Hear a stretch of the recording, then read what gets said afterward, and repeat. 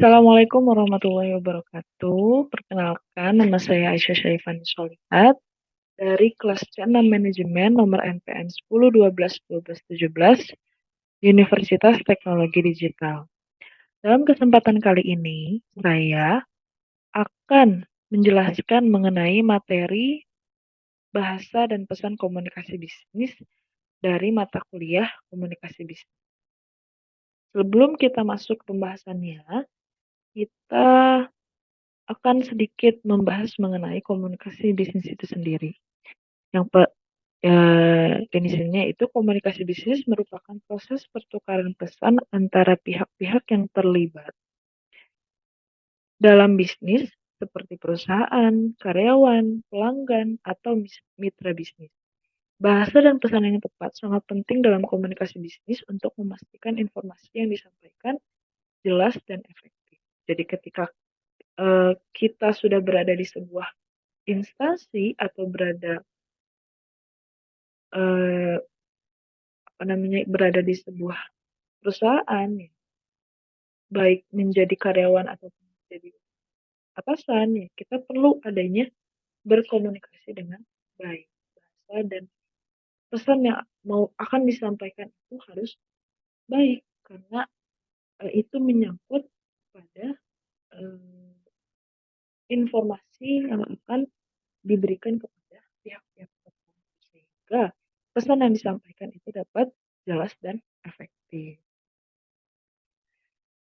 Kita masuk ke pembahasan yang pertama, yaitu jenis-jenis bahasa dan pesan dalam komunikasi bisnis. Di sini ada 5 jenis bahasa dan pesan dalam komunikasi bisnis. Yang pertama ada bahasa lisan. Bahasa lisan itu adalah bahasa yang dikeluarkan melalui lisan seperti presentasi seperti ini, atau bisa menggunakan percakapan bersama orang-orang tertentu. Bahasa lisan ini sangat penting dalam situasi bisnis seperti negosiasi atau rapat. Jadi ketika adanya negosiasi, perlunya kita menggunakan atau mengungkapkan pendapat kita melalui lisan agar jelas apa yang kita apapun pendapat kita ataupun rapat. Contohnya, mengadakan rapat bisnis untuk membahas proyek dalam proses. Ketika kita membangun sebuah proyek yang sudah berjalan, ya, proyek yang sudah berjalan, tentunya kita harus terus membahasnya hingga proyek ini selesai dan akan direalisasikan. Ini kan adalah sebuah tujuan bersama. Tujuan bersama seorang kolega bisnis yang satu dengan yang lain. Jadi perlunya membahas secara berkala agar tujuan yang ingin dicapai bersama itu terrealisasi. Yang kedua ada bahasa tulisan. Bahasa tulisan ini adalah bahasa yang menggunakan bahasa secara tertulis, bisa menggunakan surat ataupun eh, ataupun email bisnis. Ya. Bahasa tulisan ini sangat penting dalam situasi bisnis tertentu untuk menyertakan bukti tertulis ataupun eh, ya memberikan bukti tertulis dalam komunikasi tersebut. Bisa mungkin kalau sekarang menggunakan dokumen chatting ataupun eh, WhatsApp chatting dan lain sebagainya. Itu masih bisa disimpan kalau tidak terhapus. Contohnya, mengirim surat penawaran kepada calon pelanggan untuk menawarkan sebuah produk ataupun layanan yang ada di sebuah perusahaan. Yang ketiga ada bahasa nonverbal. Bahasa nonverbal merupakan bahasa yang digunakan tidak menggunakan kata-kata, ya tidak seperti ini, tidak menggunakan presentasi ataupun eh, percakapan, ya. Jadi bahasa nonverbal ini bisa menggunakan bahasa tubuh atau raut muka, raut wajah, dan intonasi suara. Bahasa nonverbal ini sangat penting dalam situasi bisnis untuk menunjukkan sikap dan emosi. Jadi, contohnya menggunakan bahasa tubuh yang sopan ketika bertemu dengan kolega bisnis atau rekan bisnis agar pesan menghormati kepada mereka seperti itu. Jadi ini juga penting ya ketika kita harus menunjukkan keprofesionalisan kita dalam berbisnis. Yang keempat ada pesan langsung. Pesan langsung adalah pesan yang diungkapkan secara langsung. Jadi secara langsung kepada pihak-pihak tertentu. Pesan langsung ini sangat penting dalam situasi bisnis yang memerlukan respon cepat, karena harus langsung, lalu disampaikan secara langsung dan ingin mendapat respon yang cepat dan ingin mendapatkan respon yang cepat, sehingga apa yang kita dapatkan juga akan cepat. Contohnya seperti memberikan instruksi secara langsung bisa kepada karyawan kita, bisa kepada karyawan ataupun kepada, rekan bisnis, gitu. Yang kelima, ada pesan tidak langsung. Pesan tidak langsung ini sama seperti bahasa tulisan yaitu, yang mengungkapkannya tidak secara langsung, bisa bisa melalui media, mungkin sekarang email, ya WhatsApp, ataupun surat formal dan lain sebagainya. Contohnya, mengirim email kepada karyawan untuk memberikan instruksi secara tertulis. Itu agar lebih jelas, agar bisa agar adanya bukti bahwa sebuah atasan seorang atasan sedang memberikan instruksi kepada bawah dan harus langsung dikerjakan, seperti itu. Nanti setelah selesai dan atau selesai maupun tidak selesai adanya bukti, instruksi tersebut. Selanjutnya ada cara membuat pesan yang efektif.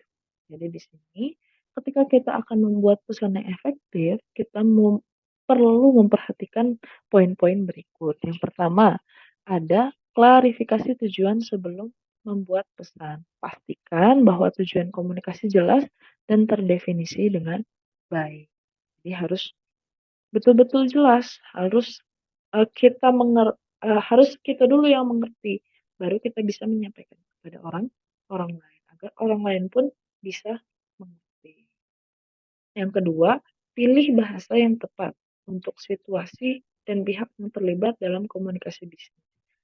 Ya, jadi harus punya bahasa yang tepat, tidak boleh ambigu, tidak boleh berbelit-belit, harus harus dengan bahasa yang formal, harus benar-benar dihindari bahasa-bahasa yang informal, harus dengan bahasa yang baik, harus dengan bahasa yang formal, tidak yang harus jelas gitu, tidak boleh dengan mungkin bahasa-bahasa daerah dan sebagainya.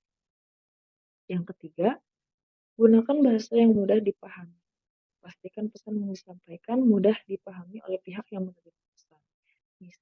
Mirip ya dengan poin kedua.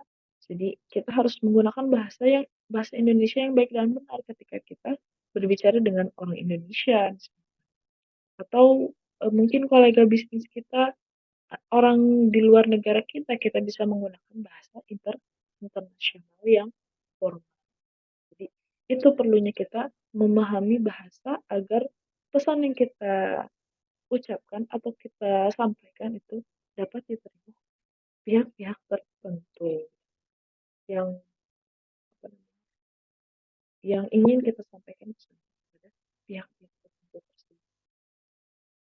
Selanjutnya ada poin keempat, sampaikan informasi dengan jelas dan tepat. Pastikan pesan yang disampaikan mengandung informasi yang jelas dan tepat. Jadi tidak boleh adanya kebohongan, ya. Tidak boleh adanya kebohongan dari informasi yang disampaikan, harus jelas dan tepat, harus jujur, harus eh, tidak, kalau bahas sekarang mungkin hoax, ya nggak boleh hoax, apapun yang kita informasikan harus ada data. Yang kelima, berikan konteks yang cukup, sertakan konteks yang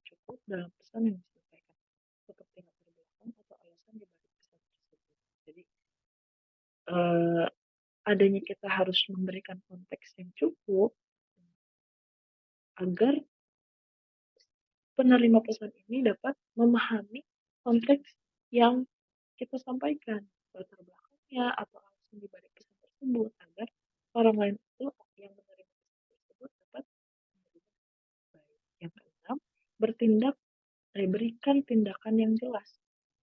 Sertakan tindakan yang jelas dalam pesan. Setelah kita menyampaikan, kita perlu ada tindakan yang jelas atau mempraktekkan hal tersebut dengan jelas agar orang lain atau pihak yang kita sampaikan informasi juga akan menerima baik, bisa menerima dengan jelas apa yang disampaikan oleh pemberi pesan. Yang selanjutnya ada tips untuk komunikasi bisnis yang efektif. Yang pertama, fokus pada tujuan. Pastikan bahwa pesan yang disampaikan selalu fokus pada tujuan komunikasi. Ini bisa dengan menggunakan bahasa yang tidak ambigu dan harus relevan. Tidak boleh dengan bahasa yang ambigu-ambigu, berbelit-belit, panjang, berbelit-belit. Agar pesan yang disampaikan ini dapat diterima baik, tidak tidak tidak keluar dari pembahasan yang atau pesan yang disampaikan. Yang kedua, ada perhatikan gaya komunikasi. Perhatikan gaya komunikasi dari pihak yang eee, gunanya gaya komunikasi ini adalah untuk agar efektif dan dapat dipahami oleh pihak-pihak yang pihak-pihak penerima pesan. Yang nomor 3, gunakan contoh dan ilustrasi untuk menjelaskan pesan yang disampaikan. Ya, jadi ini gunanya untuk memahami pesan dengan lebih baik.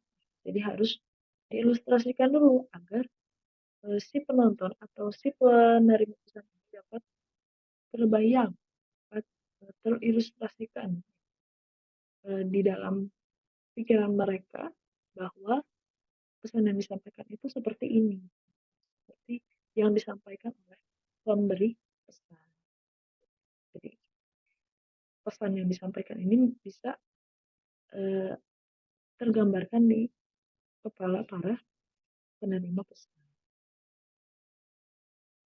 Yang keempat, perhatikan waktu dan tempat komunikasi bisnis. Jadi waktu dan tempat yang dipilih harus tepat, tidak boleh di tempat yang kumuh, kotor dan lain sebagainya. Dan juga tidak boleh di waktu-waktu yang mengganggu, ataupun tidak mengganggu kegiatan bisnis lainnya. Tidak hanya dari pihak kita, bisa juga dari pihak rekan-rekan, dari pihak-pihak yang lain.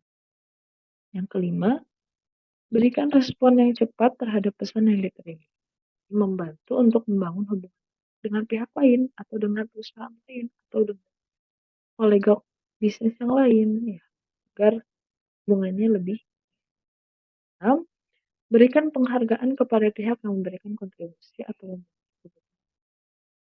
Jadi ini gunanya selain bisa membangun hubungan baik dengan pihak-pihak tertentu, juga dapat memperkuat kerjasama dalam bisnis seperti itu.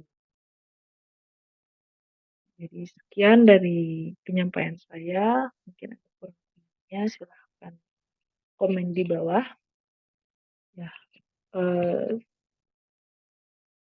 kritik dan saran boleh di kolom komentar. Sekian dari saya. Wassalamualaikum warahmatullahi wabarakatuh.